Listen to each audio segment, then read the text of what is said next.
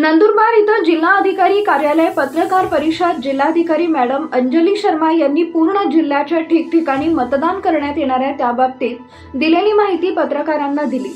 सलाउद्दीन लोहार, प्रश्नचिन्ह न्यूज, शहादा। नंदुरबारमध्ये आमच्याकडे 4 असेंब्ली कॉन्स्टिट्युएन्सीज आहेत। 1434 पोलिंग स्टेशन आहे, ज्यापैकी 5 पोलिंग स्टेशन आमचे क्रिटिकल आहेत P-2 मध्ये आणि शॅडो एरियामध्ये एकूण 70 पोलिंग स्टेशन आहेत।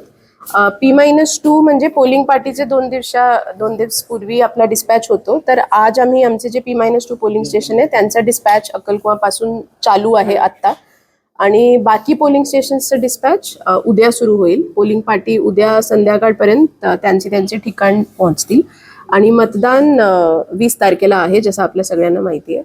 तर माझा सगळ्यांना आव्हान आहे की नक्की 20 तारखेला आपल्याकडे जे पुरावे आहेत ते 12 पुरावे जे ॲडमिसेबल आहे त्यापैकी कोणता पण पुरावा घेऊन आपण आपले पोलिंग स्टेशनवर येऊ शकतात। जर आपल्याला आपला पोलिंग स्टेशन माहिती नाही आहे किंवा आपल्याला VIS स्लिप मिळाली नाही आहे किंवा VIS कुठेतरी ठेवली आहे, तर तुम्ही ऑनलाईन शोधू शकतात की पोलिंग स्टेशन तुमचं कुठे आहे आणि कुठे जाऊन वोटिंग करायची आहे। मतदान केंद्रांमध्ये फोन अलाउड नाही आहे, याची काळजी प्लीज घ्या आणि तशी तयारी करून पोलिंग स्टेशनवर यायचं आहे।